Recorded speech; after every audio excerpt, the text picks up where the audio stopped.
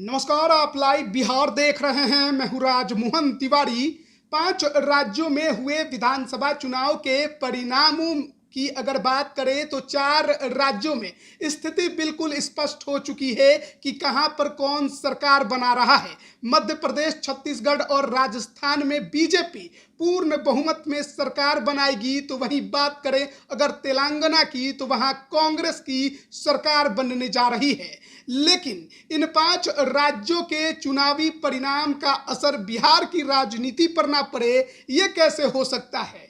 जब मध्य प्रदेश, राजस्थान, तेलंगाना, छत्तीसगढ़ और मिजोरम में चुनाव की घोषणा हुई थी, उसके बाद ही जनता दल यूनाइटेड काफी उत्साहित थी। और आपको मालूम है कि जेडीयू के राष्ट्रीय अध्यक्ष ललन सिंह जेडीयू को राष्ट्रीय पार्टी बनाने के लिए लगातार बयान देते रहे हैं। नागालैंड में कोशिश की पर कामयाबी नहीं मिली, तो मध्य प्रदेश में अपने 10 कैंडिडेट उतार दिए और उन्होंने ये दावा किया था कि पार्टी का विस्तार होगा और जेडीयू मध्य प्रदेश में करिश्मा करके दिखाएगी। लेकिन हश्र बहुत बुरा हुआ और 10 सीटों में 9 सीटों पर ही उनके उम्मीदवार खड़े हो पाए। लेकिन जो वोट का आंकड़ा है, अगर उसकी बात करें तो कहीं पर 415 वोट, कहीं पर 108 वोट, कहीं पर 2845 वोट, कहीं 886, कहीं 365, कहीं 109, कहीं 236, कहीं 133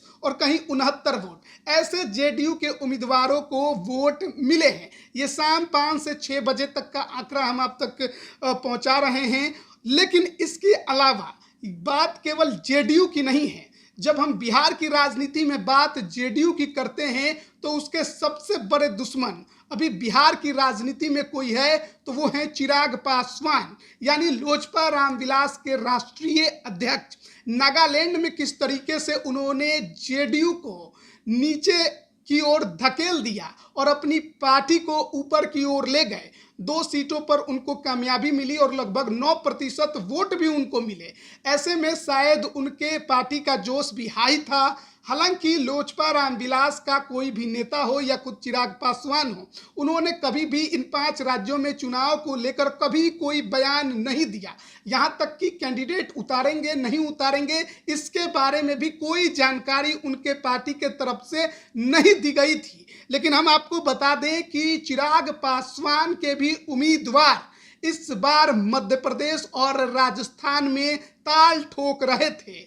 इसमें पूरी स्पष्ट हमको जानकारी उनकी पार्टी के तरफ से नहीं मिली कि मध्य प्रदेश में कितने कैंडिडेट उन्होंने उतारे और राजस्थान में कितने कैंडिडेट उतारे। लेकिन हमने जो छानबीन की और जो हमारे पास आंकड़े निकलकर सामने आए हैं उसके अनुसार मध्य प्रदेश में लोजपा रामविलास ने 2 सीटों पर अपने उम्मीदवार उतारे थे, मुड़वरा की सीट और चंदला की सीट पर। हालांकि दोनों सीटों की अगर बात करें तो वहां पर चिराग पासवान के उम्मीदवार को मुंह की खानी पड़ी है। दोनों सीटों पर जमानत जब्त हो गई है और हश्र भी काफी ज्यादा बुरा हुआ है। कहीं पर 168 वोट मुड़वरा की बात करें तो वहां पर मिला है, वहां बीजेपी के जो उम्मीदवार थे वो चुनाव जीते हैं। चंदला में उन्हें 650 वोट मिले हैं और यहां पर भी बीजेपी के उम्मीदवार को ही जीत मिली है। इसके अलावा अगर बात करें राजस्थान की तो यहां पर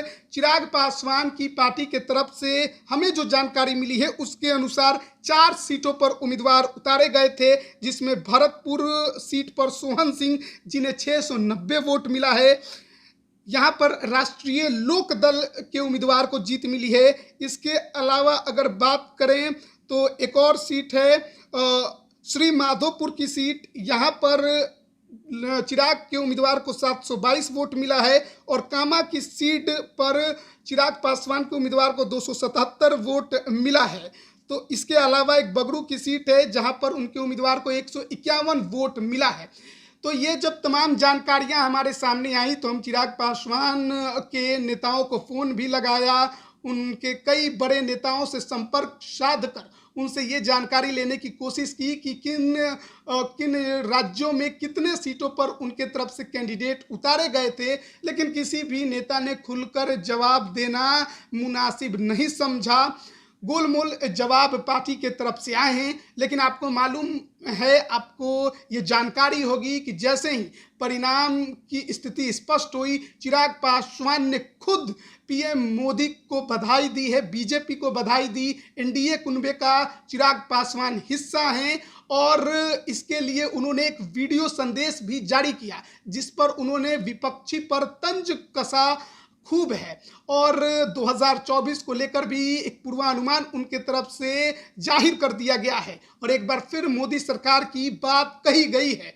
हालांकि चिराग पासवान के बारे में आपको बताएं तो भले ही उनके उम्मीदवार उतरे हों मध्य प्रदेश में या फिर राजस्थान में, यहां तक कि स्टार कैंपेनर की जो लिस्ट थी उसमें 20 बड़े नेताओं के नाम थे जिसमें खुद चिराग पासवान का भी नाम था, लेकिन कहीं पर भी इनके पार्टी के बड़े नेता हो या खुद चिराग पासवान हो, उन्होंने प्रचार प्रसार नहीं किया था। और एक तरह से कहिए कि केवल कैंडिडेट उतर गए थे, केवल औपचारिकताएं पूरी की गई, खुलकर दम लगाकर चुनाव इनकी पार्टी के तरफ से नहीं लड़ा गया। एक तरह से आप कह सकते हैं कि मौन होकर बीजेपी को समर्थन की बात इनकी पार्टी दोहरा रही है। लेकिन बहुत ऐसे विरोधी हैं जो ये सवाल खड़े कर रहे हैं कि जब बीजेपी को ही समर्थन करना था तो फिर उम्मीदवारों को मैदान में उतारने की क्या जरूरत है। अब इस पर देखना होगा लोजपा रामविलास के राष्ट्रीय अध्यक्ष चिराग पासवान क्या कुछ जवाब देते हैं और या फिर उनकी पार्टी के क्या नेता जवाब देते हैं। लेकिन जेडीयू हो या फिर लोजपा रामविलास, दोनों का जो हश्र है मध्य प्रदेश और राजस्थान के विधानसभा के चुनावों में बहुत बुरा हुआ है और तमाम सीटों पर दोनों ही पार्टियों के जो उम्मीदवार थे उनके जमानत जो है वो पूरी तरह से जब्त हो गई है। अब जेडीयू ज़्यादा खुलकर तो नहीं बात कर रही है, चिराग पासवान की पार्टी के नेता भी खुलकर नहीं बात कर रहे हैं, खुद वो भी ज़्यादा कुछ बोलना नहीं चाहते हैं। बीजेपी को जीत मिली है, एक तरह से कहिए एनडीए को जीत मिली है, तमाम एनडीए का जो कुनबा है वो काफ़ी गदगद दिखाई दे रहा है। चाहे जीतन राम मांझी की भी आप बात कर लीजिए, उन्होंने भी बधाई दिया है और इंडी अलायंस को लेकर तंज कसा है। वहीं जेडीयू का ये मानना है कि अगर नीतीश कुमार को नेता इंडी अलायंस मान ले